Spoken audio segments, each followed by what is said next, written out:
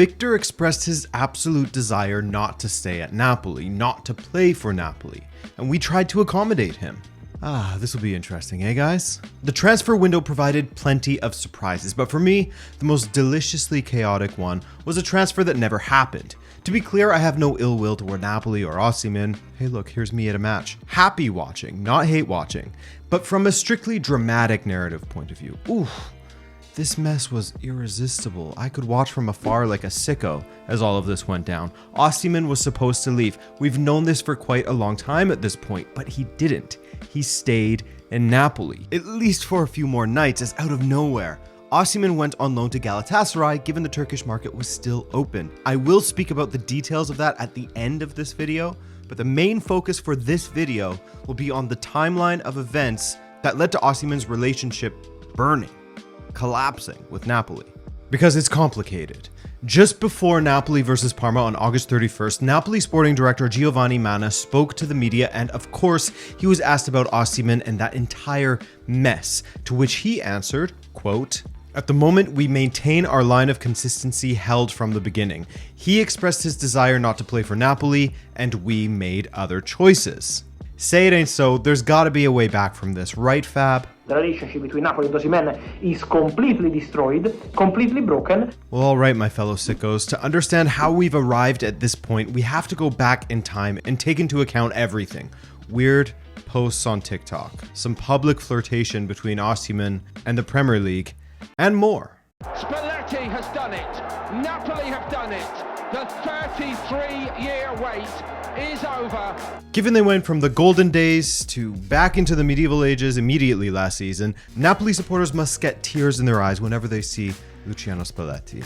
The following season saw them rip through 3 coaches in one campaign, and their president attacking cameramen in the stadium. A special character that just 3 years prior had splashed a club record of 77.5 million euros to prize Nigerian striker Victor Osimhen away from Lille. No further comment on the dodginess or suspected dodginess of that deal.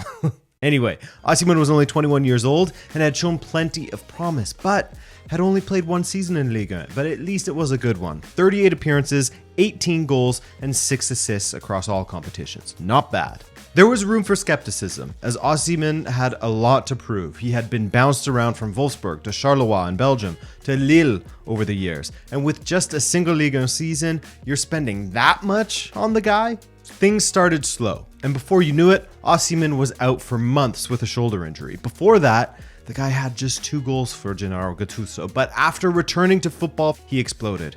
8 goals and 2 assists in 12 appearances.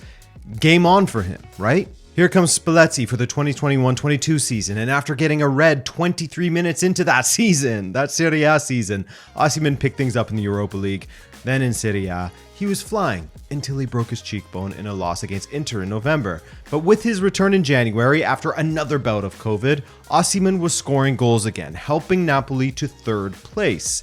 And then everything clicked. With the arrival of Kvaratskhelia, Osimhen had a top attacker to play off of and to set him up for goals. You know the story, Spalletti's Napoli are the cream of the crop, amazing to watch. They're smashing people left, right, and center, and Osimhen has the best season of his career thus far, scoring 31 and assisting 5 in just 39 appearances. From match day 10 to match day 27, between injuries, the guy scores 19 goals, scoring in 8 consecutive Serie A matches along the way. The city goes crazy. Their first Serie A title since the early 90s, the players' faces are strung up across the town as heroes. See, I took a picture. And Spalletti leaves. This is where the first problem begins, the departure of Luciano. Not only does he leave, but he's replaced by Rudy Garcia, a guy whose football is the antithesis to Spalletti, and who receives public criticism from Osimhen, Kvaratskhelia, and Matteo Politano when it comes to his decision-making. He was gone by November of that season. Garcia's replacement, Mazzari, he lasts from mid-November to mid-February. Calzone comes in as the caretaker. Safe to say the players weren't impressed by the situation at Napoli, right? This summer, you had Kvaratskelia's dad talking up how Kvicha wants to leave Napoli for PSG, speaking of his dreams to play for Real Madrid eventually. It was just no good, man. But even prior to that, you had Osimhen being linked with every club under the sun, especially in the Premier League. This was a consequence of being a truly prolific, true number 9.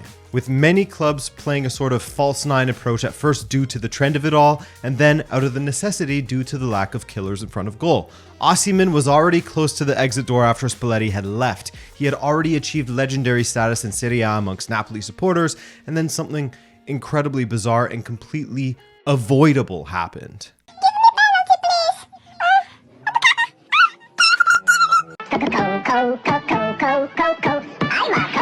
Huh?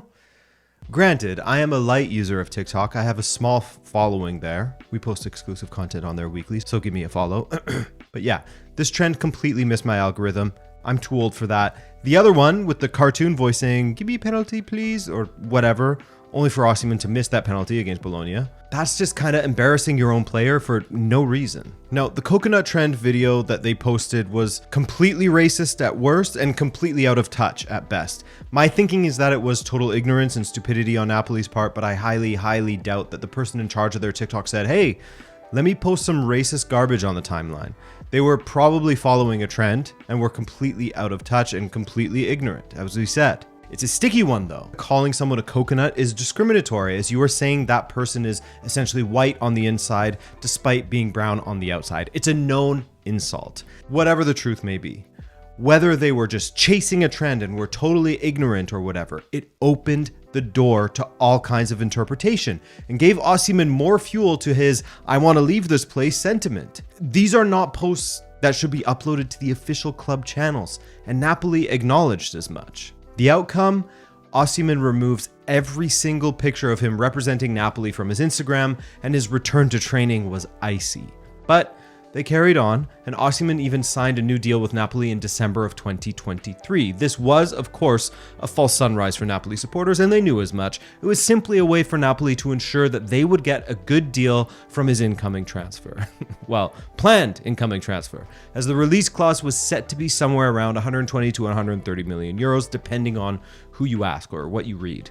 And of course, they increased his salary to 11 million euros per season, effectively doubling it. Hell yeah, for him. 1 month later, while Osimhen was away at the African Cup of Nations, he spoke with CBS Sports Morning Footy from his hotel room, and he said, quote, "I have already made my decision on the next step to do at the end of the season. I already made up my mind. I already have my plan. I know what I want to do, the next step I want to take. I think 60% of the people mentioned the rumors about me linked with the Premier League. The Premier League is one of the biggest leagues in the world. I want to finish the season with Napoli strong, then come up with the decision I've already made." Yeah, he gone. When you couple that quote of him effectively saying that he already knows his next move in January of 2024, which isn't with Napoli, that's obvious, and then with what he said on John Obi Mikel's podcast in November of 2023, I mean, buckle up, brother. As secret agent, not even secret, as Agent Obi stepped in to try to convince Osimhen to join Chelsea. To this, Osimhen had a few things to say, such as, quote, "I had 2 jerseys from my brother when I was a kid, Chelsea and Manchester United. When I was playing grassroots, I was compared to Didier Drogba. We used to use my brother's phone to watch Drogba. I would then go on the pitch and try to emulate his game. I still watch Drogba's comps now." From there was intermittent chatter from Obi Mikel and Drogba himself to try to convince Osimhen to choose Chelsea, and given how the summer market went, that seemed to be his main choice if he was going to go to the Premier League, given United took a very different route in the striker position. I already made up my mind. I already know what I want to do with my career. Now, based on what Osimhen said in that CBS interview, and based on what we've heard from Napoli now, it was a given. It was a full-on understanding between Napoli and Osimhen that the Nigerian striker would leave the club this summer of 2024. Even last summer, the summer of 2023, he was close to joining the wave of players heading to Saudi Arabia, but he was convinced otherwise and eventually signed the contract extension. However, after a move to Chelsea or Al-Ahli failed to materialize by transfer deadline day, it was announced that Osimhen was not in Napoli's plans and he was not registered into their Serie A squad list. The man was out, and failing a move to another nation that hadn't closed their transfer window yet, he would be waiting in the cold until January 2025. With a talent like that, it felt incomprehensible, right? So let's hear from Mana again, the sporting director at Napoli, as he said, quote, "The situation is very clear since the end of last season. Victor expressed his absolute desire not to stay at Napoli, not to play for Napoli, and we tried to accommodate him. Then there is a demand and an offer. We thought we had concluded a negotiation, but it didn't go through. We acquired Lukaku, kept Raspadori and Simeone, and it was a foregone conclusion. At the moment, we maintain our line of consistency held from the beginning. He expressed his desire not to play for Napoli, and we made other choices. And Antonio Conte backed this up, as he said, quote, "I'm sorry about what happened. I'm sorry for Osimhen. I'm sorry for the club that didn't monetize. I'm sorry for myself because we didn't complete the team as we wanted, but the club proved to be consistent in this situation. This is the team. This is the group." So done, case closed, finished, over between them. But what it all comes down to is a mix of things. Napoli in general went downhill after Spalletti left the club, which was a massive turn-off for their star players. From there was the absolute own goal by the club of upsetting Osimhen with the TikToks at a time when he already took some major convincing to not go to Saudi Arabia. That was effectively the end of their relationship, as Osimhen stayed with the club out of professionalism, not so much out of love from that point forward, speaking rather openly about how he knew his next move, that he wants to stay in Europe still, aka he will not be with Napoli. Then, of course, Napoli took a risk in purchasing Romelu Lukaku before they had a confirmation that Victor Osimhen was leaving. That's how sure they were that he would leave, and hold some frustration with him in not accepting the wages offered from Chelsea, thus killing off that move and leaving them stuck with a massive problem. Then there are some of the Napoli persuasion that point to the fact that Osimhen was seen as somewhat difficult when it came to working with managers, and that his injury record also made it easier for Napoli to let him go. The asterisk next to that being for his release clause value. And there may be some truths to the injury concerns / frustrations. Just look at his record from Transfermarkt. 67 matches missed across 4 seasons in Napoli due to injuries. Regardless, it's an unfortunate, sour note to end on for Napoli and Osimhen when you consider the role he played in their Serie A triumph, and the love that he and the supporters shared prior to this mess. So it's Turkey time for Victor.